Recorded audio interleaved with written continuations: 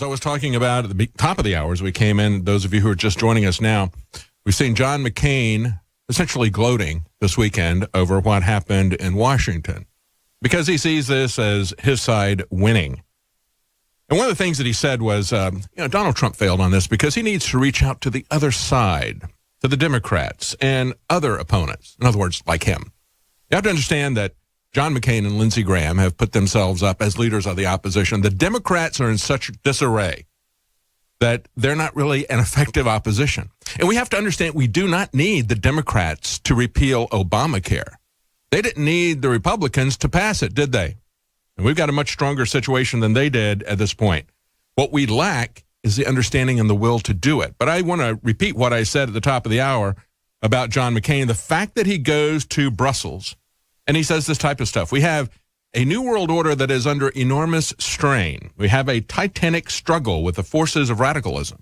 And, of course, he's not really concerned about Islamic radicalism. He's concerned about nationals, people who want nationalism. That's the radicals that really concern him because that's where he focuses his speech. He said the EU and the U.S. need to develop more connectivity. He said, I trust the EU. He doesn't trust Donald Trump. He doesn't trust our Constitution. He doesn't trust the form of government that we had until the early 20th century, where we basically had free trade within the United States, but we collected our taxes at the border for goods that were coming into our country. And you understand that when they created the income tax and they created the Federal Reserve at the same time, they also flipped our tax system so that we weren't collecting the taxes at the border, but we turned the taxation again inside on American citizens and on American businesses. And that's the way that it has remained. Thomas Jefferson said in his second inaugural address, and I've mentioned this many times, we need to remember what he did in one term.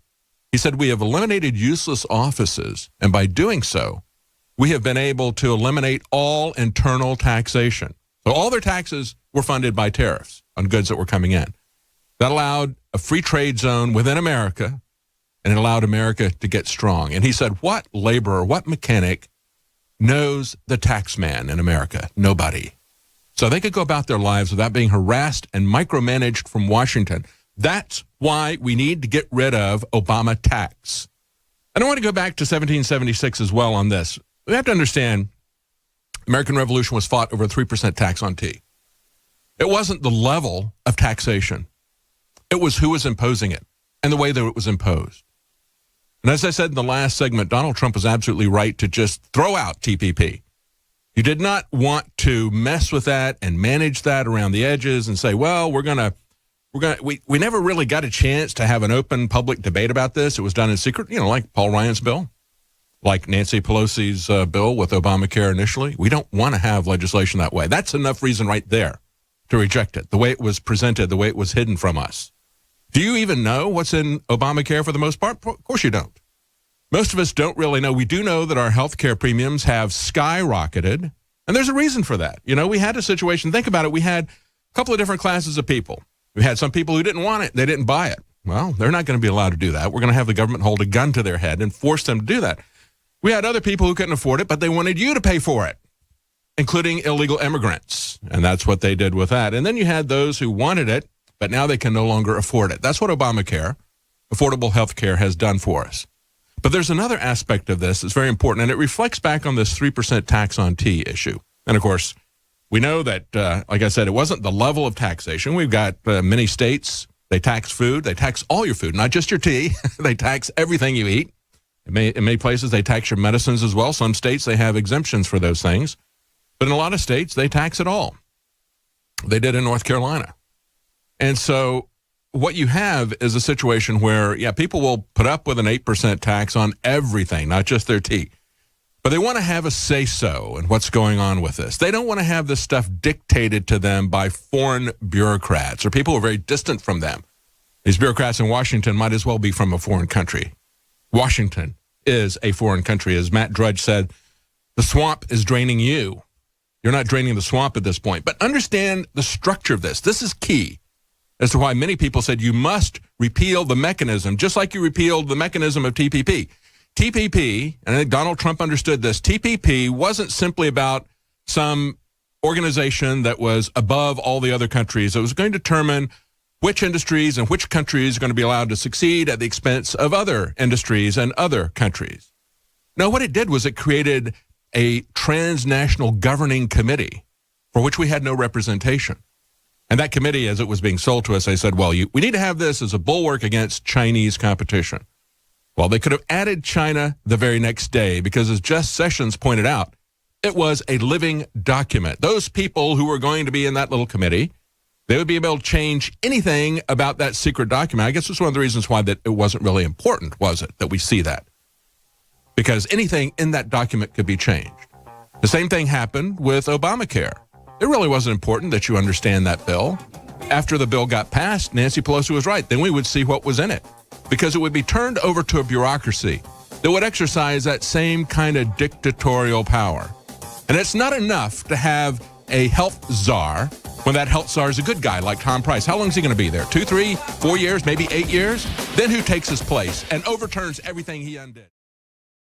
Welcome back to the Alex Jones Show. I'm David Knight. We're going to have Alex joining us with a report at the bottom of the hour, but I want to finish up on what we had been talking about in the last segment, and that is the failure to repeal Obamacare.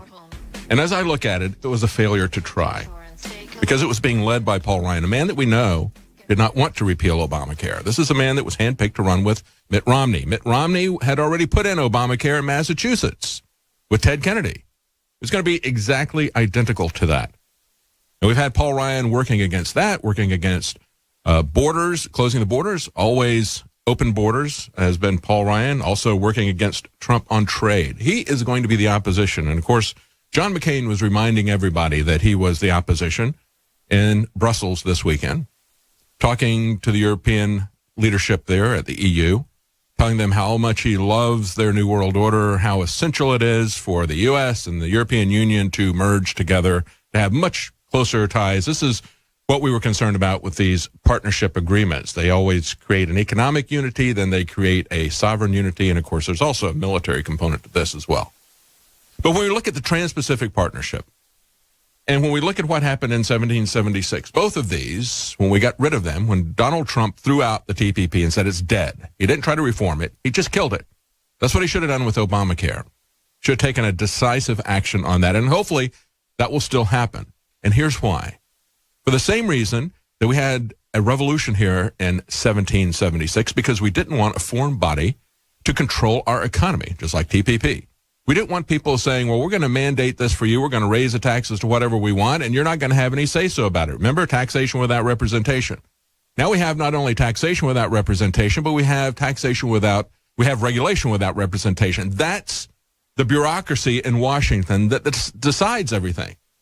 We've had our Congress abdicate everything to them. That's why Nancy Pelosi can say, well, you have to read the bill to find out what's in it. That's why Paul Ryan can do the same thing. It doesn't really matter what bill they produce, just as it didn't really matter what TPP was, because TPP would be changed by the international bureaucracy that you would have no control over once they got it established. Just as Obamacare would be changed by the government bureaucracy, the Health and Human Services bureaucracy.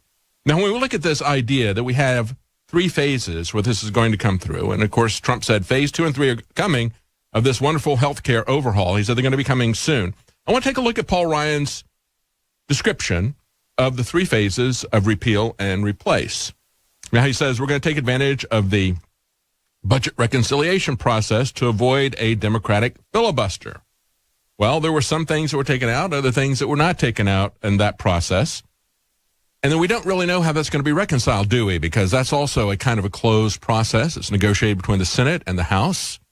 So they put a lot of stuff there that it's a lot of shell games. And we hear from Paul Ryan and the GOP establishment that have fought tooth and nail to keep Obamacare from being repealed. Just trust us. We'll get there. We'll get there in phase 2 and phase 3. I know it's not here in phase 1, but trust us, it'll be there in phase 2 and 3. Well, what's phase 2? Phase 2, says Paul Ryan. This is his report of phase 2. Phase 2 will be all the regulatory flexibility that the Secretary of HHS has to deregulate. That's the best argument for repeal against Obamacare right there. We should not have a czar over our health care. That, along with the mandates and the taxes and lies that were sold to us with Obamacare, telling us in the Supreme Court, as we had Justice Roberts say, well, okay, they don't have the capability to mandate that you buy health care from somebody else, but they can put an economic penalty against you and force you to buy it from somebody else and call it a tax. No, a tax is what the government collects from its citizens.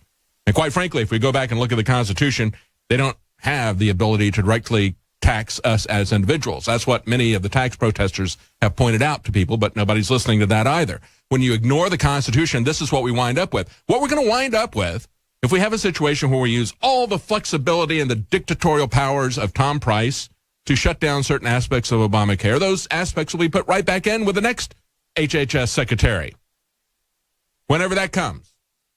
Whether that's 4 years from now or 8 years from now, we have to get rid of that power. That's what Donald Trump understood about the TPP, that we couldn't have this transnational body dictating our economy to us. We can't have HHS dictating our health care to us.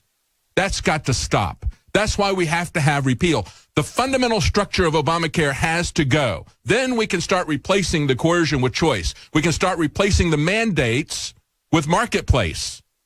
You have to understand that we have to have choices as consumers. You will never control cost if you go with a command control economy directed from the center.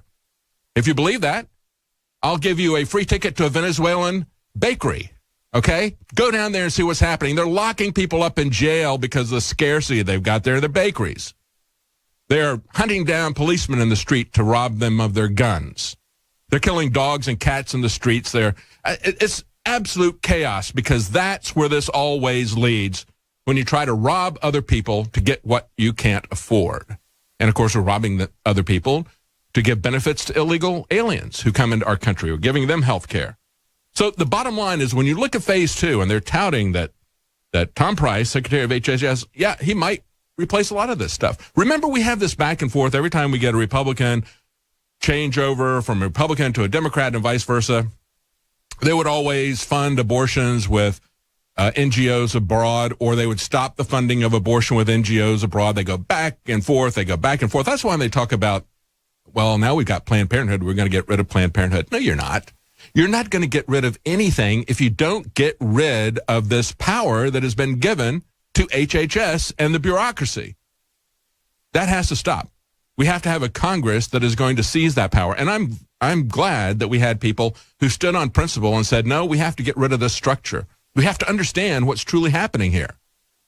Somebody needs to explain to Donald Trump that what is going on here is not, we've got the Titanic health care, and he understands that. It's going to sink. It's going to go down. It's not sustainable. When we had the CBO look at their grading, they said more people are going to lose health care if you put this in and continue to kick this can down the road, continue to drive the Titanic toward the iceberg, albeit at a maybe slower speed. More people are going to lose their health care than if you just repeal this thing. And who got their health care? Again, it was people who, A, had chosen not to get it, or B, people who couldn't afford it, and they did it at the expense of people who wanted it and could afford it and had the ability previously to make a choice about what insurance coverage they wanted. That's expanding the welfare rolls for the purpose of a socialist healthcare system is not something that we should be using as a metric of success. That is a metric of failure. So we're talking about how many people were added to the rolls because of Obamacare. That's not the metric. You have to look at what has happened to our healthcare costs and to our insurance costs. That's the metric, not the number of people that have been added to the welfare state. That's not the thing that we want to optimize, unless you're a Democrat, unless you're trying to keep people dependent on you, because that's your path to political power. Republicans should reject that out of hand. They should reject the command control economy. They should reject the czar, even if the czar is a benevolent dictator for 4 years or 8 years. We don't want that struggle. And when you talk about getting rid of interstate competition across state lines, that should have been gotten rid of by the Commerce Clause. The real constitutional Commerce Clause is exactly the opposite of what they use it for. They use the Commerce Clause for their illegal prohibition of drugs. Instead, they ought to use it to create a free market in America. They could do that now. And as I was just talking about, these 3 phases of repeal. So they had the first phase, which was going to be a legislative repeal of some things. But then they said phase 2 is going to be done by our wonderful Health and Human Services Secretary, Tom Price. And he's going to go through and just rip out stuff because ObamaCare has established the HHS secretary as a czar over your health care. Now, I don't want to see that. That kind of structure, the mandates, the army of IRS agents who demand to know if you've got health insurance and demand that you get a particular type of health insurance. That's what we're talking about when we say repeal. And this bill did not do that. The very fact that they're talking about phase 2 being an essential part of this means that they're leaving in the structure, the dictatorial structure of Obamacare. We do not want that. That's not what we voted for. Listen to us. We don't want our health care being micromanaged out of Washington by a bunch of socialist bureaucrats, and we don't want it being ripped around every time we've got an election. So one election, some of this stuff is taken out. The next election will be put right back in. Right back in. When you get Chelsea Clinton as president, God forbid, but something like that happens, what's she going to do with her Health and Human Services secretary? Exactly what you don't want to see happen. And then I was just talking about phase 3. They say we're going to allow competition across state lines. Now, right now, that's prohibited. The Commerce Clause should prohibit that kind of prohibition.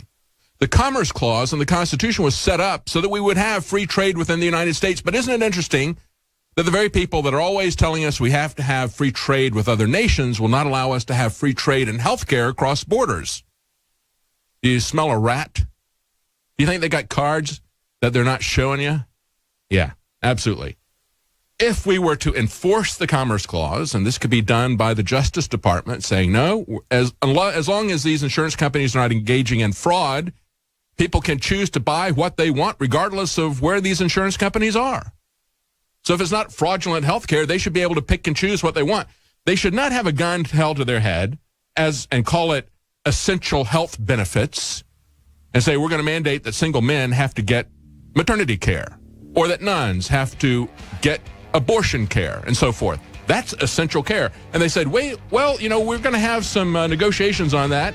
At the last minute, they brought the Freedom Caucus in and said, we'll talk about some of these things that are essential health care benefits that we might want to cut. No. You're rearranging the deck chairs on Titanic health care. It's headed for the iceberg. And it's not enough to say you're not going to be there.